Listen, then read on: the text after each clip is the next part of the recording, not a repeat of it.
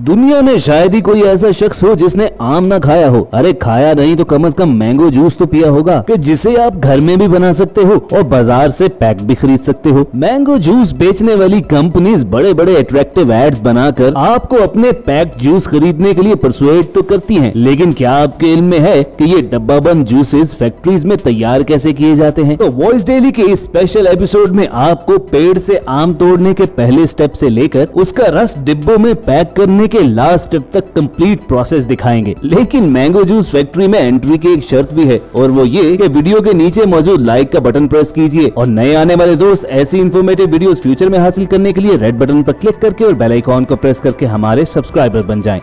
किसी भी फल के रस बनाने के प्रोसेस की तरह मैंगो जूस बनाने का अमल भी शुरू होता है मैंगो हार्वेस्टिंग से, और आम के बागात में ये काम मशीन्स के साथ साथ हाथों से भी किया जाता है। हाथों से आम तोड़ने के अमल में देर तो लगती है, लेकिन इसका फायदा ये भी होता है कि मुख्तलिफ कैटेगरी के आम की छांटी पहले स्टेप ही में कर दी जाती है। मशीन्स की मदद से कलेक्ट किए गए मैंगोज को मुख्तलिफ क्रेट्स में भरकर फिर ट्रक्स के जरिए फैक्ट्री में पहुंचा दिया जाता है, जहां सबसे पहले आम के साथ लगी स्टेम्स यानी छोटी छोटी शाखों को काट कर अलहदा करते हैं, और उससे अगला स्टेप होता है हजारों की तादाद में इन मैंगोज को धोना, ताकि ये तमाम आम स्प्रे किए गए केमिकल से साफ हो जाएं। आमों को धोने का ये प्रोसेस भी मैनुअली और मैकेनिकली दोनों तरीकों से किया जाता है। मैंगो जूस बनाने वाली बड़ी फैक्ट्रीज में मैंगो वॉश के ऑटोमेटिक प्लांट्स होते हैं, जिनमें तमाम आमों को इन प्लांट्स में डाल दिया जाता है और मशीन तेज धार फव्वारे की मदद से इन तमाम आमों को साफ करती जाती है।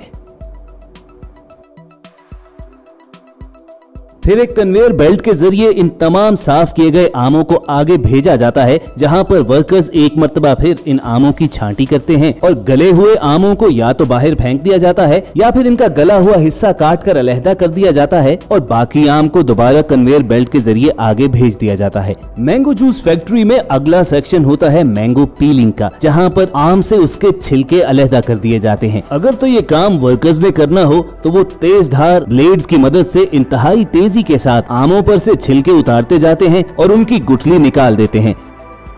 बाकी बच जाता है आम का गूदा, जिसे क्यूब्स की शक्ल में काट कर वो एक ढेर की सूरत में जमा करते जाते हैं।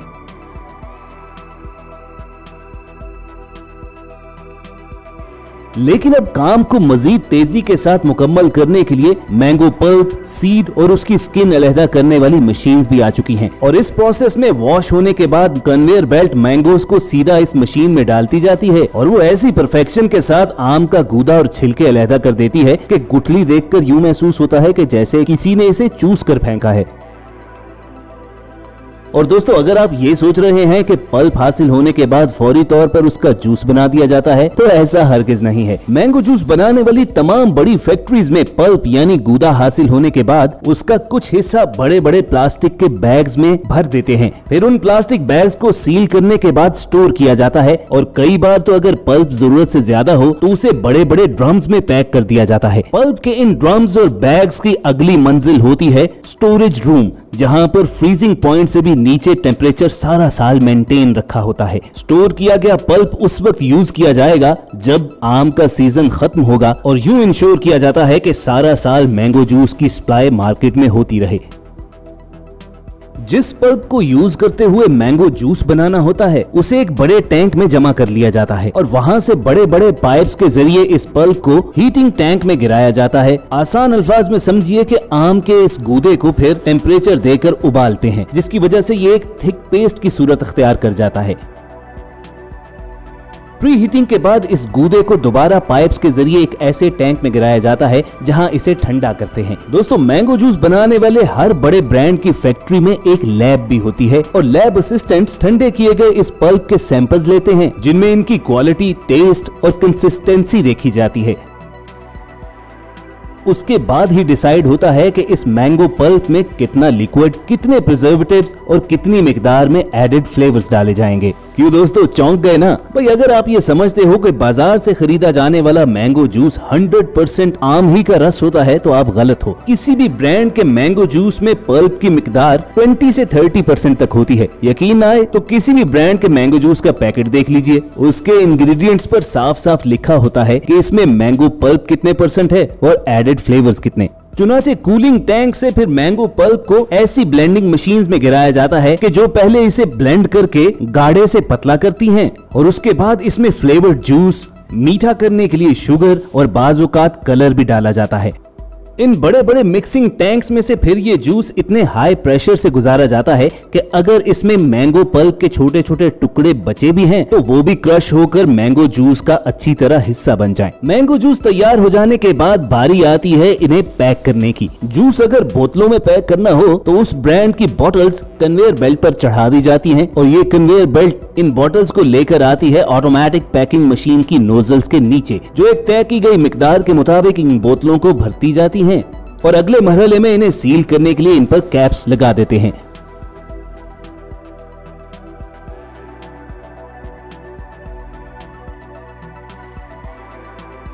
दूसरी जानिब अगर मैंगो जूस गत्ते के डिब्बों में पैक होना हो तो फिर इन टेट्रा पैक्स को ऑटोमेटिक मशीन पर चढ़ा देते हैं, जो इनमें जूस भरकर खुद ही इन्हें बंद भी करती है और सिंगल पीसीज में काट कर अलग-अलग फेंक दी जाती है।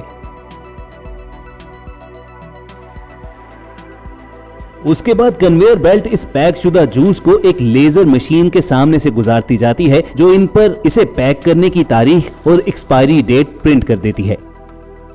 और व्यूअर्स, बात यहीं पर खत्म नहीं होती, बल्कि पैक होने के बाद इन जूसेस का क्वालिटी इंस्पेक्शन किया जाता है, जिसके लिए जदीद कैमरा टेक्नोलॉजी भी यूज होती है और क्वालिटी इंस्पेक्टर्स मैन्युअली किसी रैंडम जूस के डिब्बे या बोतल को लेबोरेटरी में टेस्ट भी करते हैं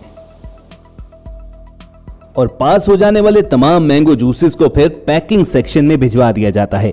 पैकिंग का प्रोसेस भी मैन्युअली और मैकेनिकली दोनों तरीकों से होता है। फैक्ट्री वर्कर्स एक एक करके इन जूस की बोतलों और डिब्बों को बड़े कार्टन्स में पैक करते जाते हैं या फिर ऑटोमेटिक पैकिंग मशीन इन डिब्बों या बोतलों को एक दूसरे के ऊपर रखकर लेयर्स बनाती है और उन लेयर्स को फिर खुद ही पैक भी कर देती है।